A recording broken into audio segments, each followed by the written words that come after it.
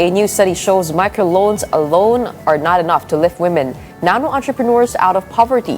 It found that strong social safety nets such as savings, insurance, childcare, and disaster assistance are more critical than loans in helping women in Mindanao survive repeated crises and sustain their livelihoods. The research conducted by Ateneo and its partners revealed that only 1 in 3 women had fully recovered their businesses after the pandemic, as disasters and inflation continue to disrupt incomes. Researchers say women rely more on savings and community-based support rather than borrowing to cope with emergencies, highlighting the need for government-backed social protection alongside microfinance. And joining us today, we have Vince Rapisura, President of Social Enterprise Development Partnerships Incorporated, or SEDP. Good morning. Welcome to Morning Matters. Good morning, Gretchen, and Happy New Year. Okay, first of all, sakto-sakto ho kayo that you came after my interview with Senator Sherwin Gatchalian, where we talked about social aid programs of the government. Tell us, what were your discoveries? What spurred on this research in Mindanao? And kasama ba doon yung binibigay na tulong ng gobyerno katulad ng AIX, ng TUPAD, at iba't iba pang klase ng ayuda?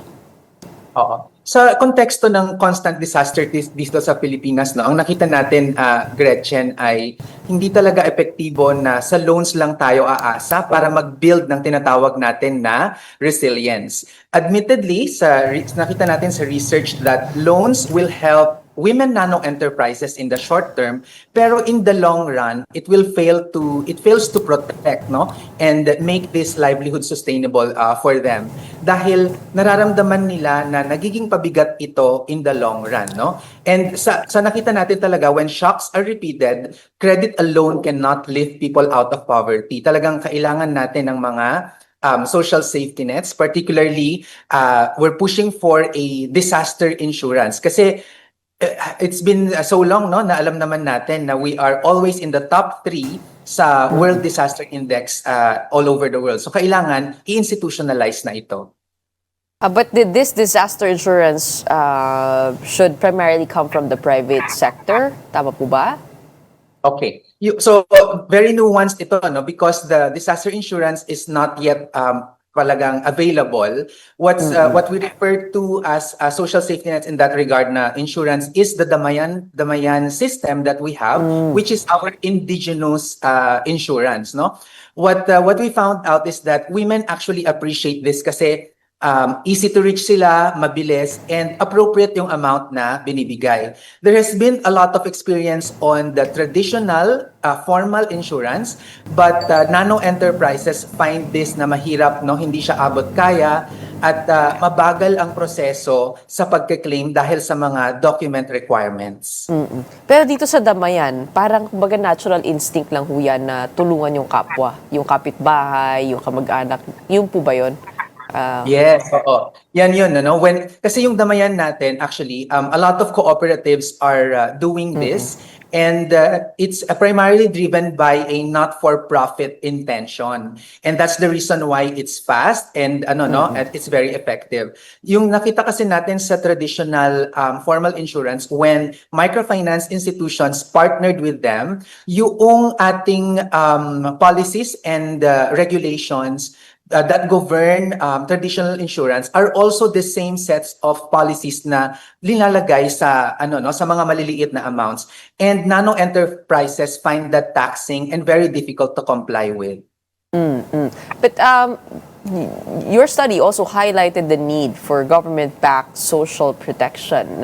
What kind of social protection would be most helpful? Yes, oo. So unang-una dito, no, kasi ang nakita natin ay disaster and sickness talaga yung main reasons kung bakit naghihirap yung mga nano enterprises. So we already have the universal healthcare. Admittedly, talagang kulang na kulang pa yan, no. And what we've seen is marami itong overlap sa mga ayuda programs natin like AIX, MIAP, and mga tupad na programs na yan, ano?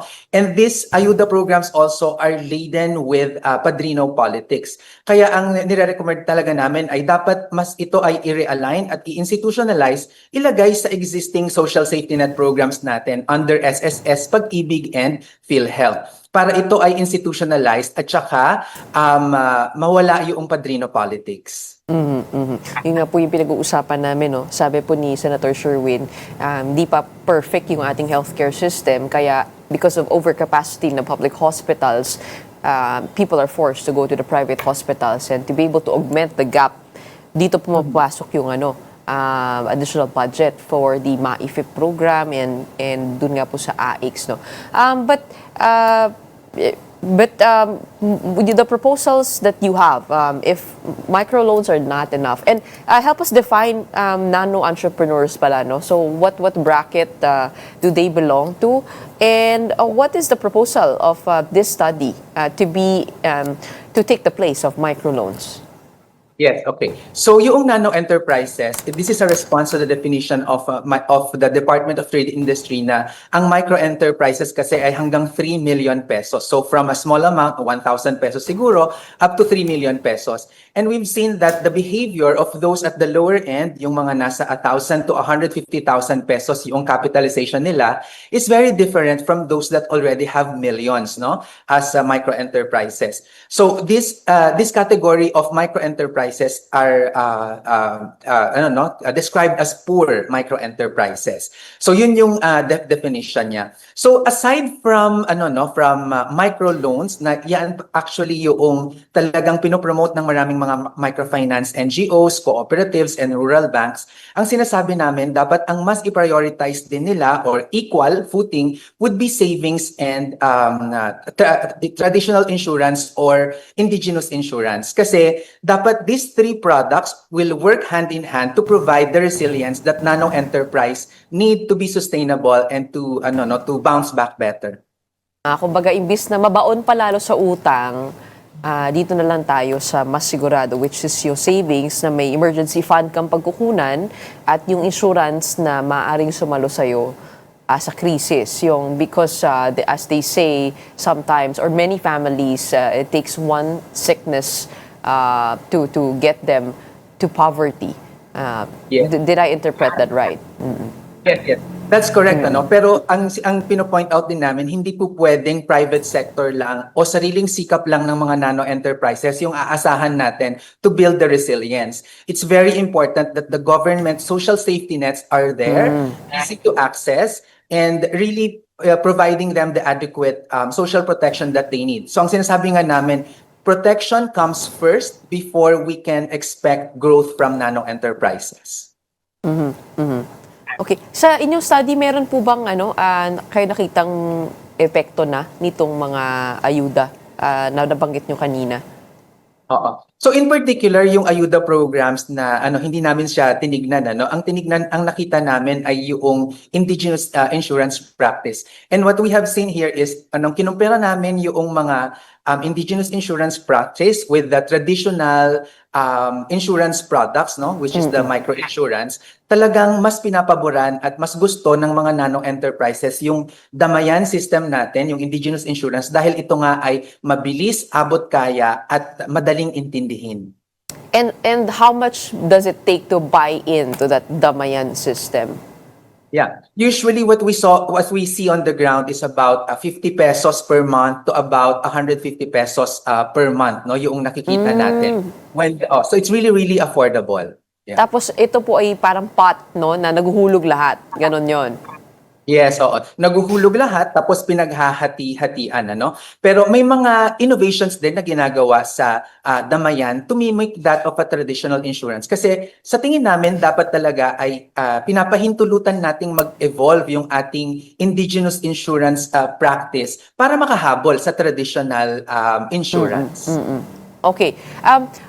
Apart from this study, we actually got you on the show also to help us better plan for our finances for the coming new year, 2026. You are, apart from working on social enterprise development, you are also a financial educator, an author, a lecturer, my former professor in Ateneo, and you do have your own YouTube channel. Making content on financial literacy. My first question for you when it comes to this topic is, kamusta naman ang paggastos ninyo ngayong holiday season? How did you prepare? Yeah. Oo. Actually, ang preparation actually, Gretchen, for the holiday season, nagsisimula yan, January pa lang noong taon na ito ay pinaghahandaan na yan. No? So, my family is here actually and we bought all the tickets through my miles no, sa mga airlines and credit cards and also saving a lot. Kasi kami nag-aambag-ambag para ma-afford yung bakasyon. Oo, pero sa pagdating sa mga regalo, how do you budget? How do you prepare? How do you set aside money for that? Yes, alam mo sa akin, Gretchen, I make sure na yung regalo, I don't focus on the financial gifts, yung mga material gifts kung tawagin. Kasi meron naman tayong 4 na love languages. So alamin natin kung ano yung love language yung nireregaluhan natin. Kasi may mga kaibigan ako na ang kanilang love language ay words of affirmation. O eba, edi puntahan mo sila at purihin mo sila, di ba? Or Para meron naman makatipid iba ka na. nakakatipid ka talaga. Iba naman ay quality time. So ako ang ginagawa ko sa mga kapatid ko, for example, na na may mga asawa, ako yung yaya for the day so that they can have quality time together. So all these things, pwede natin siyang gawin para hindi tayo gumastos. Oo. Baka sabihan ka naman ako, ripot ka masyado. Pag di ka nagbigay. Okay, kaya kailangan talaga natin tibayan yung sarili natin na hindi tayo magpapa-apekto sa mga ganito, alam mo, Gretchen, ang sabi nga, ang natutunan ko this year, sa aking therapy, ang sabi ay comparison is the thief of joy. Kaya iwasan na nating i-compare yung sarili natin sa iba o yung sasabihin ng iba sa atin para we become more comfortable and happy. Well, on the subject of loans and credit, marami po nagsulputan ngayon na credit lines being offered here and there na pwede ka umutang with this card, utang ka with that card. Is that a good thing for everyone for the finance sector in particular? What is your recommendation when it comes to that? Yeah. So sa consumers, if you're using your credit card, my rule there is do not kaskas if you cannot pay in cash. Okay? So kasi ang ating gastusin, ang ating kinakaskas, dapat meron na tayong kinita dyan o itinabing savings para hindi tayo ma-charge ng mataas sa ating credit card payments. Sa financial sector naman, what I would advise them is you have to teach your clients how to be responsible with using credit. Kasi if you just keep on giving them credit and make them dependent on credit too much, babalik din yan sa iyo as loan losses. So it's better na we take care of each other, mas magiging sustainable yung financial system natin with this perspective. But there's also good debt and bad debt. Like, meron pwede kang, mas magandang umutang ka para hindi ka maubusan ng cash, di ba? When is it good to borrow or good to use your credit card? Yes. So for me, the only time that it's good to borrow money is when you are going to use that money for a productive purpose. Kung saan ikaw ay kikita or mayroong return yung paggagamitan mo ng pera. Kung hindi ka kikita doon sa paggagamitan mo ng utang, dapat ito ay pinag-iipunan mo o kaya naman ay kinikita mo, para hindi siya maging pabigat sa'yo in the long run. But if for example, for holidays where I need a huge lump sum, kung hindi ako kukuha sa credit card, what other options would I have as a private individual? Ipagpaliban ang bakasyon at pag-ipunan muna. Kasi kapag ginamit mo yung utang ngayon, what you're practicing is you're already using money that you haven't earned yet. And that's not a very good foundation for good personal finance. Okay. 2026, what do you see for 2026 amid all of these economic changes, uncertainty around the globe? Saan ka tataya nitong 2026?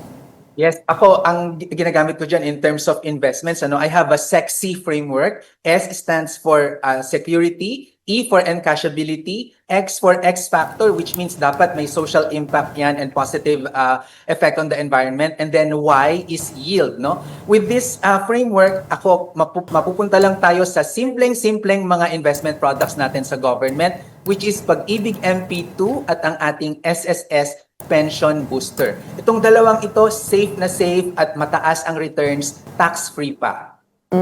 What's the pension booster? The MP2 I'm familiar with, usually nasa 6 to 7% ang dividends niya, no? Does the pension booster work the same way?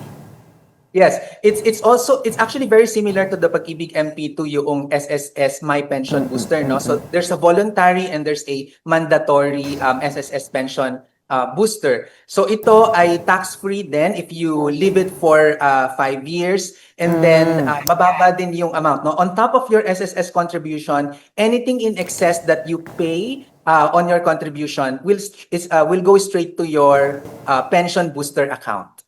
Okay, so for those who want to become financially responsible this 2026, what does a healthy portfolio look like in terms of percentages? What should we or where should we put our money on?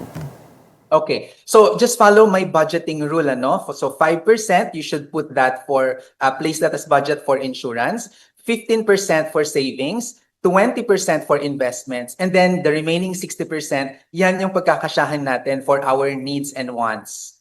20% on investments, mas malaki siya. Yes, oo. Okay. Maraming salamat. Follow Vince Rapisura. What's your channel again? Yes, it's Vince Rapisura on YouTube, Facebook, TikTok. He has over 600,000 subscribers on YouTube. If you need some explainers on what you can invest on in detail, better go to his channel. Maraming salamat for your time today, and let's have a healthy, wealthy 2026. We have Vince Rapisura, President of Social Enterprise Development Partnerships, or SEDP.